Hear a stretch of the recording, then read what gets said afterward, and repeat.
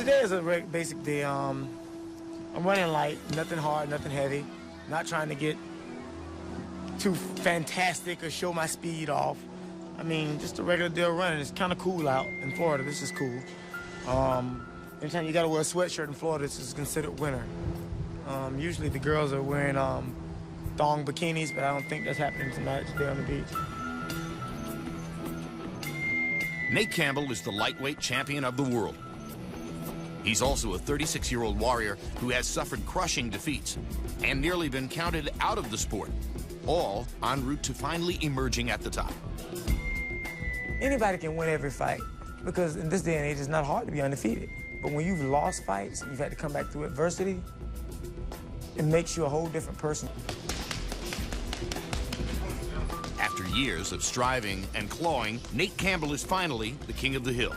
Long identified as the underdog, he now has what everyone else wants. How did Nate Campbell make it this far? He's a very unusual man.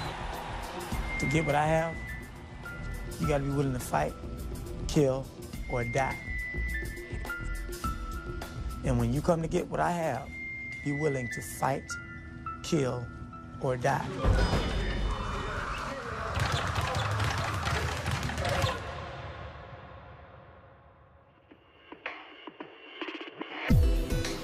Fort Lauderdale, Florida is about 250 miles south and east of Tampa, where Nate Campbell lives. But the Florida native has traveled here for the weeks before he defends his lightweight title for the first time. It's his version of training camp. Fort Lauderdale is escape. I go to John Davis' house. I walk in the house for this fight, and there's pictures of me all over the place. I'm like, damn, Mom home? Instead of weeks in near seclusion, Nate stays at the home of his trainer, former world titleist, John David Jackson. It's that home thing. When I go, I know that I get up in the morning, and usually John runs with me. Somebody that understands me and I understand him. You know you tight with somebody when they say, man, we getting a new house and we putting a room up outside and making one of the garages into a room just for you. That's love, dude. That's like, get your own key and all them. Like, get my own key? Wow. This is home. I look forward to coming to camp.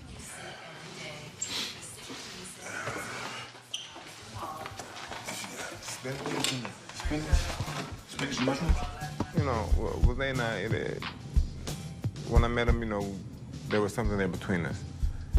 And, you know, as I got to know him, he's a nice guy. You know, he's a real pleasant guy to be around. Funny, I won't laugh at the jokes because I can't let him know that, but he's a funny guy to be around, you know. When he's gone, I miss him. When he's gone, I miss him. When he's there, it's like, man, I don't want to hear that crap. When I was growing up, all the kids would go over to my Aunt Thelma's house. She was cooking the rice on the hot plate.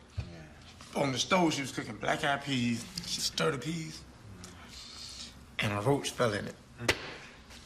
We weren't rich people, so, you know, bro, you got a choice. You eat out this pot, or you just have rice. I was the first one to get in line for black-eyed peas.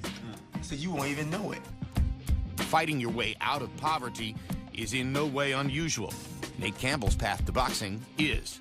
A foster child at the age of 7, Nate passed through 15 different schools. An uncle at one point taught him some boxing basics. But in his early 20s, Nate was working in a supermarket warehouse and was nowhere near the ring. I was working at Winn-Dixie warehouse, and I kept falling asleep. So, to stay woke, I would shadow box. My coworker, Jeff Hullett, called him Big Dog. He was, boy, you got some pretty fast hands.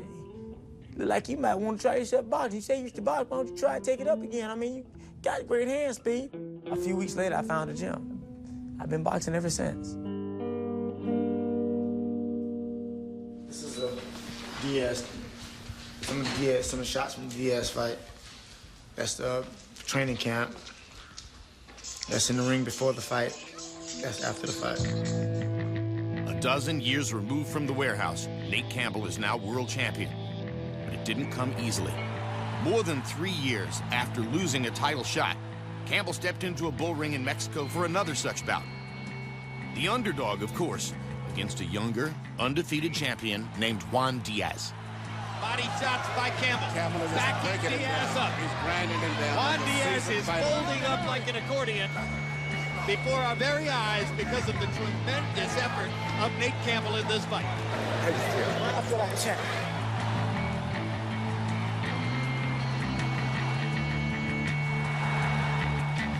It appears we are watching Nate Campbell as he finally capitalizes on an opportunity for which he has waited so long. I never lost hope. I never lost hope in what I could be.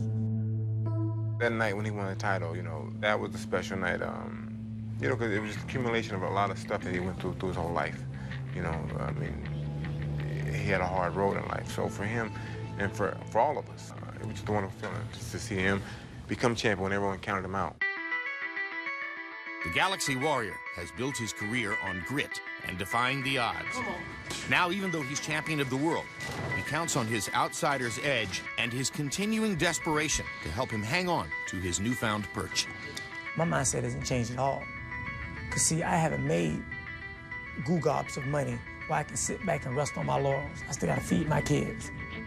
When you meet me, I'm that guy that'll take your lunch money. I'm the guy who don't even like you. I'm the guy that'll poke you in the eye and don't care nothing about you. I want to hurt you. So for anybody that's coming to get what Nate Campbell has, be prepared to fight, kill, or die.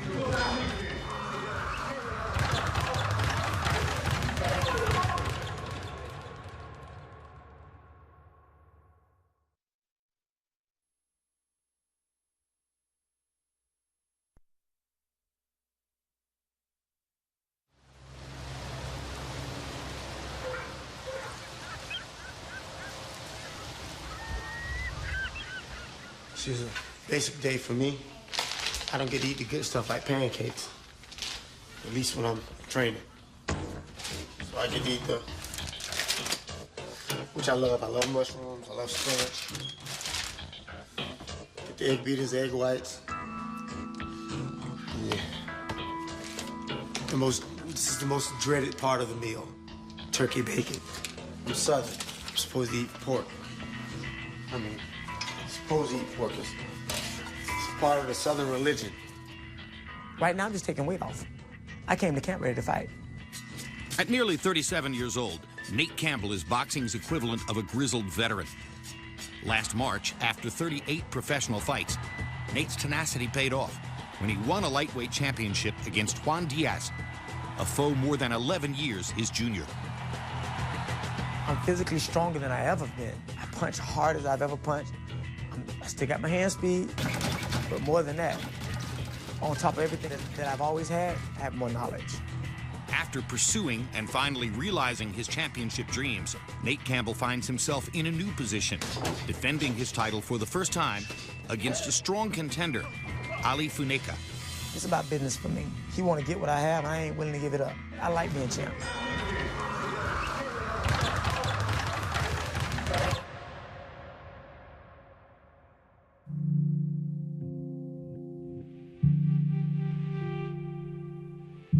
I came to camp to prove that Diaz was no fluke. So it's been quite a while since I was actually in a fight in the ring, but I've been in the ring constantly. I love the gym. When I was living in Tampa, they gave me the name Raton de Ginesio, gym rat. Nate's training camp is unusual. He's living at the home of his trainer and friend, John David Jackson. What'd you make, Nate? John David Jackson, I've said it before, is the best trainer in the world. John David has given out the best ass whoopings in camp on many occasions. You wake up in the morning and walk into your life daily, and you realize that you got a person that's on your side. Because everybody gave up on me. John never did. That loyalty was put to the test in 2004, when Nate blew a huge chance in a big fight. Fighting against Robbie Peden, Campbell gave away the fight by showboating and getting himself knocked out in the 5th round. After that fight, I looked at him, you know, some guys were mad at him, some were like kind of walking away, and I said, Nate, let me tell you something. I said, man, listen, whatever you do, believe in yourself. I said, because I believe in you. I said, I won't leave you. I said, I love you. I said, I will not leave you. Damn.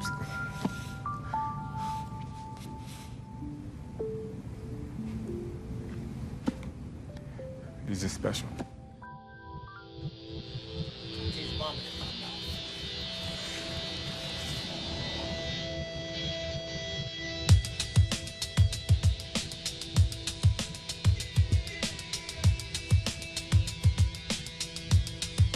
During training camp, Campbell follows the same routine every day, working out of a public gym run by his trainer.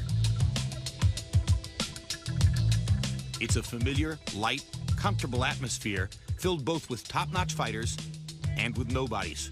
From Nate, there's a deep sense of respect for boxing's blue-collar workers, the journeymen who show up to work every day.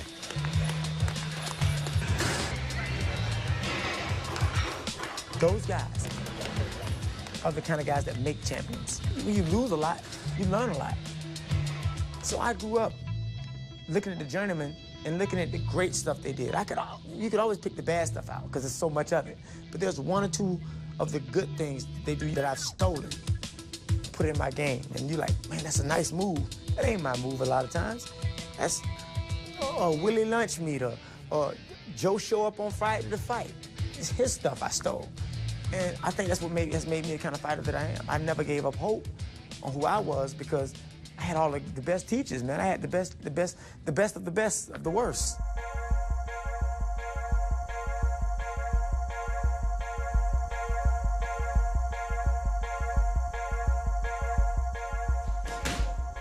Today, Nate's sparring partner is Angino Perez. His body type mirrors Nate's opponent, Ali Funeka. That's mine. Put him on first. Kick your ass. This is the best trying to threaten somebody before you get in a fight with them.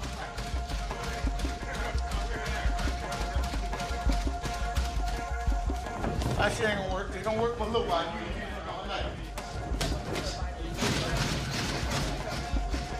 There you go. Use that jab. Try to keep it distant with that jab on.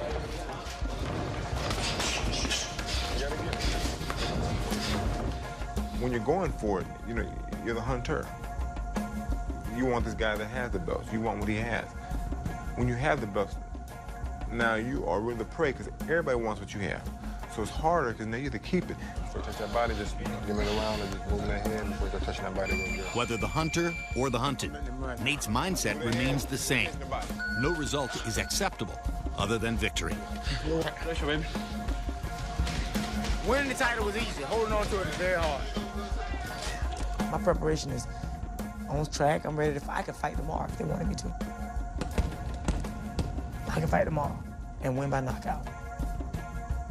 I'm vicious like that. I work hard, man. I work hard because I got something to hold on to.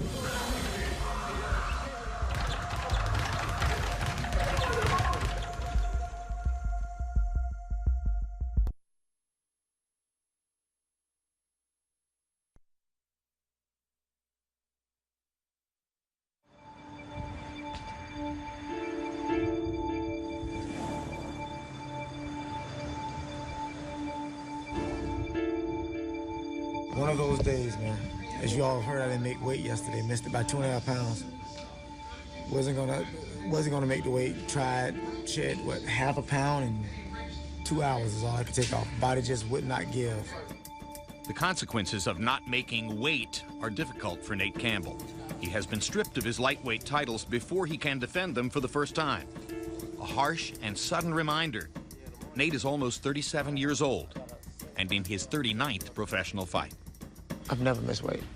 I've never missed a weight. Amateur or pro.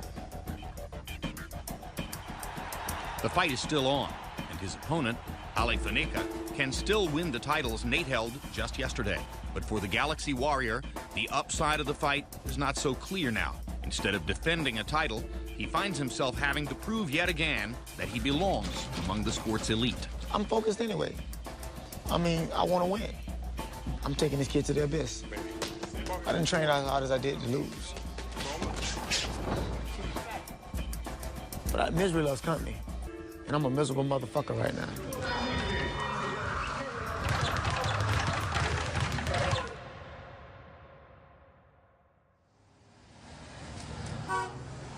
For the most part. Y'all, room 468. This isn't a happy occasion for me. I'm not happy that I lost the world title on the scales. Father Time, Mother Nature got together and decided it is what it is. This is just another chapter of it, man. I mean, my life is not over in boxing. I mean, it's what I do. I sat atop the lightweight division for almost a year now, with never fighting. I mean, a lot of money I'm leaving on the table and on the floor, as they say, but my body just can't do it. I've given everything I have to give to this sport. Every time the bell rings, I give it, and I do it for a smaller paycheck on a lot of cases. We're gonna kick his ass tonight. You already know. You gotta get his ass. Yeah. It is already a done deal. All he gotta do is just lay down. He already got knocked out. Ain't even no better doubt. not show up. We got no doubts. We already know what's gonna happen. It's fight day, though. I mean, what's the worst? I mean, if you're mad about anything, you can take it out in the ring tonight. I mean, it's fight day. Still the champ. Nate Campbell knows from experience what fight night is all about, but the emotional toll of losing his championship status and all that it means are still heavy on his mind, only hours before he enters the ring. Okay, I didn't make weight. They stripped me of my titles. That hurts. It does. But I still have a fight tonight. People still gotta feed their kids. Yeah, this guy has to feed his kids. I have to feed mine. I mean, at the same time, people paid for a fight. They don't care whether it's for the belts or not at the end of the day. They just want to fight. And that's what they're going to get tonight. They're going to get the best fight I can give them. All night long. Yeah.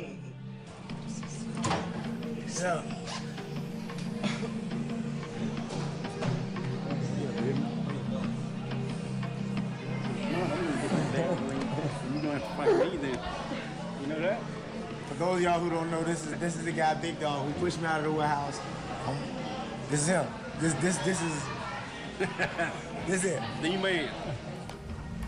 Go to work.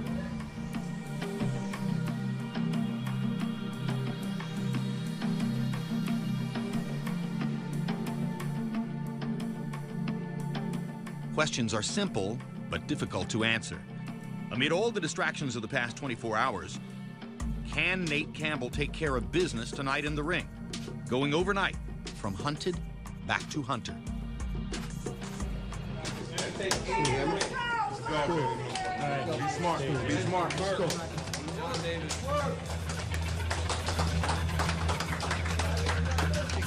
Nate Campbell, every time he's got to take that step to stardom, has done something seemingly self-destructive, not made weight, dropped hands in front of an opponent that he was beating to get knocked out, lost titles on the scales yesterday.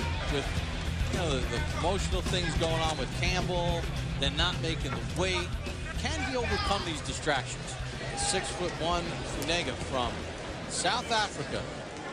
Keep walking this cat down. There you go. Got it. Campbell hooks to the body.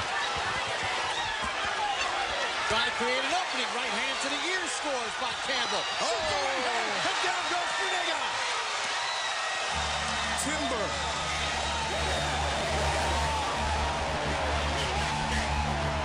Unless Nate Campbell believes he's setting Funeka up for something in the later rounds, he should probably change his tactics at this point.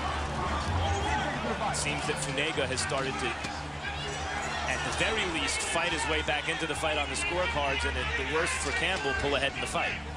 Well, for 3 rounds, Nate Campbell was really banging the body. But in rounds 4, 5, and 6, Ali Funeka just completely outworking it. Give yourself some room, okay? You got it. Take a deep breath, Give baby. yourself some room. You got to give yourself some room to punch, son. 2 more rounds. Don't blow. 2 more rounds. All right. Don't go with it anymore. Give yourself just a little. Don't crowd it.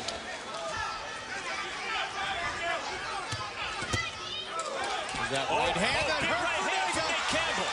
Right hand to the ear hurt him. That's the punch that knocked him down in round 2. As Nate Campbell pulled this one out with an 11th round knockdown, and then good work in the 12th.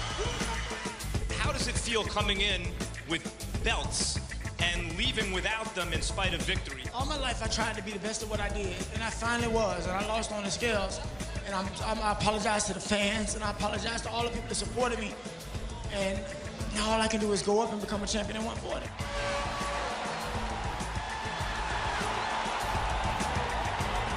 We ain't going back. We ain't going back. There ain't no more warehouse. The face betrays the night's specific trials. It wasn't easy, but it never has been for Nate Campbell.